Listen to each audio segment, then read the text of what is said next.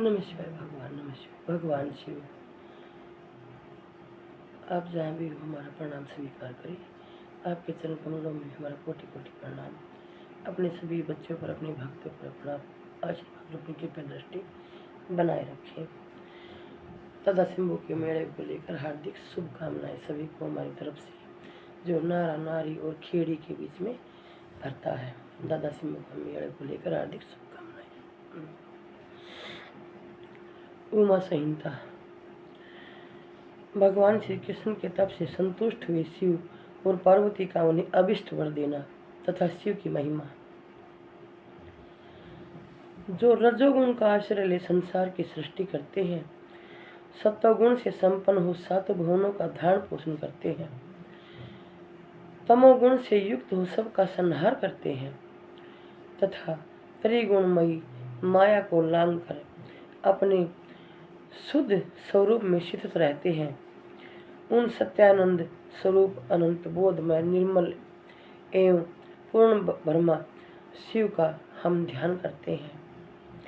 वे सृष्टि काल में ब्रह्मा, पालन के समय विष्णु और संहार काल में रुद्र नाम धारण करते हैं तथा सदैव सात्विक भाव को अपनाने से ही प्राप्त होते हैं। ऋषि बोले, महाज्ञानी व्यास शिष्य सूत जी, आपको नमस्कार है। आपने कोटि रुद्र नामक चौथी संहिता हमें सुना दी। अब उमा संहिता के अंतर्गत नाना प्रकार के उपाख्यानों से युक्त जो परमात्मा सांब सदाशिव का चरित्र है, उसका वर्णन कीजिए। सूर्य जी ने कहा कि सोनक, आदि महर्षियों भगवान शंकर का मंगलमय चरित्र परम दिव्य एवं भोग और मोक्ष को देने वाला है। तुम लोग प्रेम से इसका श्रवण करो। पूर्व काल में मुनिवर व्यास ने सनत कुमार के सामने ऐसे ही पवित्र प्रश्न को उपस्तुत किया था और इसके उत्तर में उन्होंने भगवान शिव के उत्तम चरित्र का गान किया था।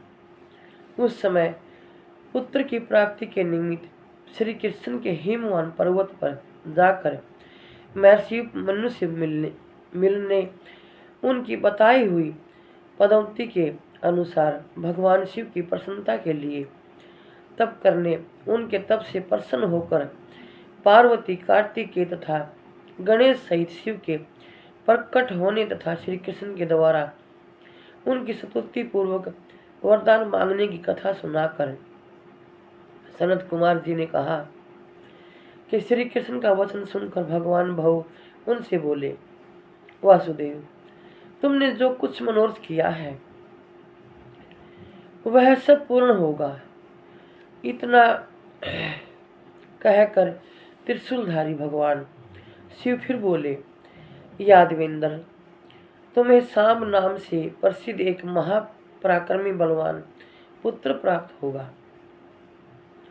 एक समय मुनियों ने भयानक संवर्तक प्रलंकर सूर्य को शाप दिया था कि तुम मनुष्य योनि में उत्पन्न होगे, अतः वे संवर्तक सूर्य ही तुम्हारे पुत्र होंगे।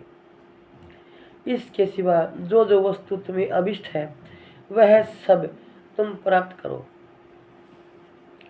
सनत कुमार जी कहते हैं कि इस प्रकार परमेश्वर शिव से संपूर्ण वरों को प्राप्त करके श्री कृष्ण ने विविध प्रकार की बहुत सी स्तुतियों द्वारा उन्हें पूर्णतः संतुष्ट किया।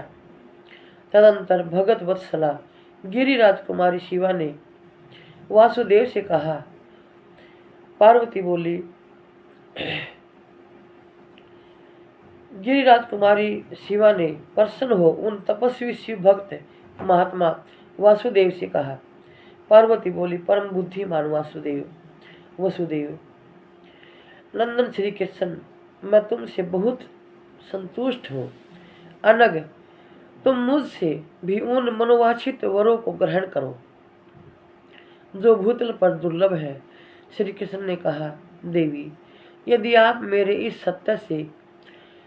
सत्य तप से संतुष्ट हैं और मुझे वर दे रही है, तो मैं यह चाहता हूँ कि ब्राह्मणों के प्रति कभी मेरे मन में द्वेष न हो।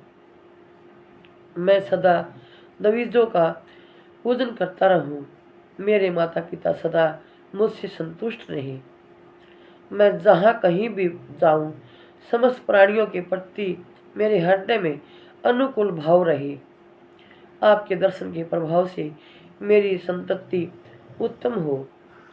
मैं सैकड़ों यज्ञ करके इंद्र आदि देवताओं को तृप्त करूं। शस्त्रों, साधु, सन्यासियों और अतिथियों को सदा अपने घर पर श्रद्धा से पवित्र अन्न का भोजन कराऊं। भाई बंधुओं के साथ नित्य मेरा प्रेम बना रहे तथा मैं सदा संतुष्ट रहूं। सनत कुमार जी कहते हैं कि श्री कृष्ण का वह वचन सुनकर संपूर्ण अभिष्टों को देने वाली सनातनी देवी पार्वती विस्मित हो उनसे बोली, वासुदेव, ऐसा ही होगा, तुम्हारा कल्याण हो। इस प्रकार श्री कृष्ण पर उत्तम कृपा करके उन्हें उन वरों को देकर पार्वती देवी तथा परमेश्वर शिव दोनों वही अंतर्धान हो गए। तदंतर कोशीहंता श्री कृष्ण ने मुनिवर उपमन्यु को प्रणाम करके उनसे वर प्राप्ति का सारा समाचार बताया। तब उन मुनि ने कहा, जनार्दन, संसार में भगवान शिव के सिवा दूसरा कौन महादानी ईश्वर है तथा क्रोध के समय दूसरा कौन अत्यंत दुस्सह उठता है। महायशस्वी गोविंद, दान, तप, शौर्य तथा शिथिलता में शिव से बढ़कर कौन है। अतः तुम शंभु के दिव्य ईश्वरी का सदा श्रवण करते रहो। तदंतर उपमन्यु के द्वारा शिव की महिमा सुनने के बाद उन मुनीश्वरों को नमस्कार करके वासुदेव नंदन केशव मन ही मन शंभु का समन करते हुए द्वारकापुरी को चले गए। श्री कृष्ण भगवान की जय। नमस्कार।